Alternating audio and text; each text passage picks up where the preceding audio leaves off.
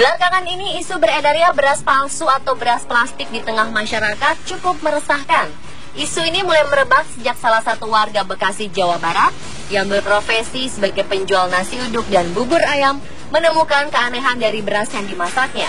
Kemudian ia memposting pengalamannya ke dalam akun media sosialnya pada 19 Mei lalu.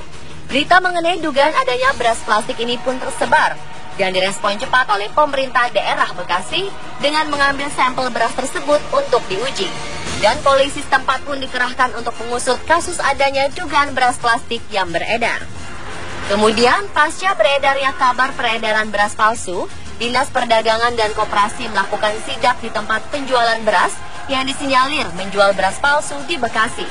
Pihak Disperindak yang meminta keterangan dan meminta sampel beras untuk dilakukan uji laboratorium. Sementara pemilik toko beras dibawa petugas kepolisian untuk dimintai keterangan. Sementara itu, selain di daerah Bekasi, laporan terkait adanya isu beras plastik yang beredar juga muncul di beberapa daerah lainnya, seperti yang ditemukan di Yogyakarta. Temuan adanya dugaan beras plastik di Dusun Duet, Rongkop, Yogyakarta berawal dari salah satu warganya. Kemudian laporan tersebut langsung ditangani oleh Dinas Perindustrian Perdagangan Koperasi atau Disperindakop Yogyakarta dengan melakukan pengecekan langsung ke rumah warga yang memiliki dugaan beras plastik. Sementara itu, hingga saat ini polisi sektor Rongkop masih melakukan penyelidikan terkait temuan beras plastik tersebut.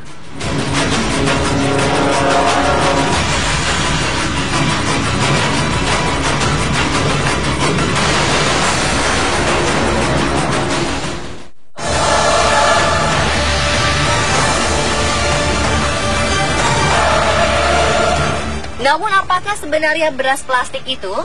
Beras plastik merupakan beras palsu yang diduga memiliki kandungan polyvinyl chloride. Beras palsu juga mengandung bahan bersifat plasticizer plastik seperti benzyl butyl phthalate, bis-2-ethylhexyl phthalate atau DEHP, dan diisonyl phthalate atau DNIP. Ketiga bahan tersebut digunakan untuk membuat atau mencetak beras yang mengandung senyawa polyvinyl chloride sehingga mirip seperti aslinya. Bahan-bahan tersebut adalah jenis produk turunan dari hasil tambang minyak bumi atau produk petrokimia yang peruntukannya untuk pembuatan barang-barang plastik. Contohnya pipa, yang tentu saja sangat tidak layak dan berbahaya bila dikonsumsi.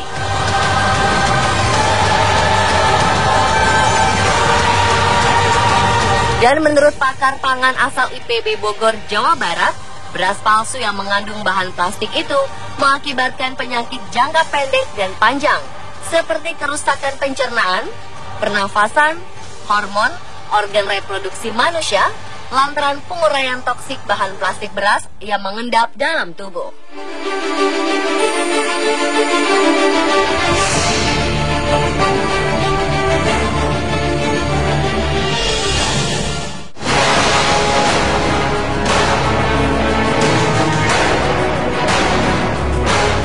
Isu beras plastik semakin membesar ketika uji laboratorium yang dilakukan oleh Sukovindo menunjukkan hasil bahwa beras palsu yang diuji mengandung sejumlah bahan kimia yang pastinya berbahaya bagi tubuh manusia jika dikonsumsi.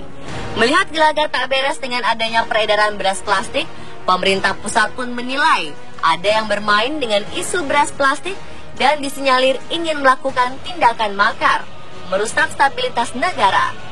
Berbagai dugaan adanya pengalihan isu pun muncul, serta dugaan adanya keterlibatan sejumlah pihak, mulai dari sindikat penyelundupan internasional hingga ke ranah politik juga mencuat ke permukaan.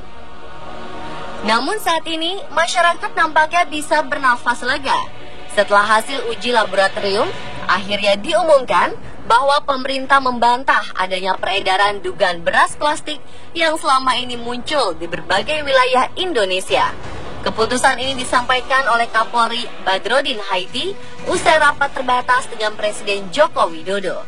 Dalam uji laboratorium, hasil yang dikeluarkan Sukovindo adalah positif mengandung plastik. Namun hasil yang dikeluarkan pihak pemerintah, yakni Polri, Badan Pengawas Obat dan Makanan atau BPOM, dan Kementerian Dalam Negeri atau Kemendak, bahwa beras yang diteliti tidak mengandung plastik. Berbedanya hasil uji tersebut kemungkinan disebabkan perbedaan interpretasi hasil analisis.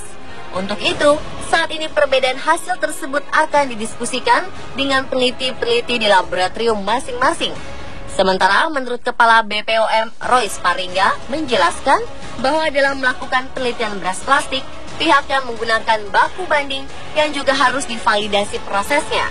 Dan hingga saat ini, pihak aparat kepolisian masih mendalami motif dari isu adanya beras plastik tersebut.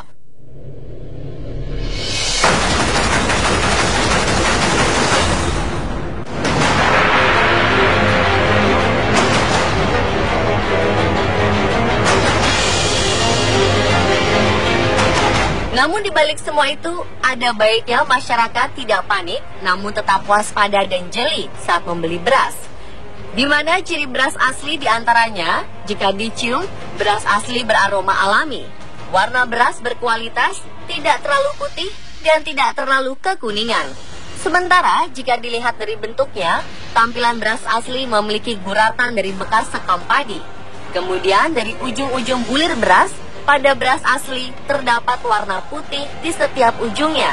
Warna tersebut merupakan zat kapur yang mengandung karbohidrat. Tentunya berita tentang hasil uji laboratorium yang dikeluarkan pemerintah kemarin cukup melegakan. Namun masyarakat harus tetap waspada dan aktif melakukan pantauan untuk mencegah kemungkinan beras plastik dioplos dengan beras asli. Dan masyarakat dapat melaporkan jika ditemukan adanya dugaan beras plastik di sekitarnya.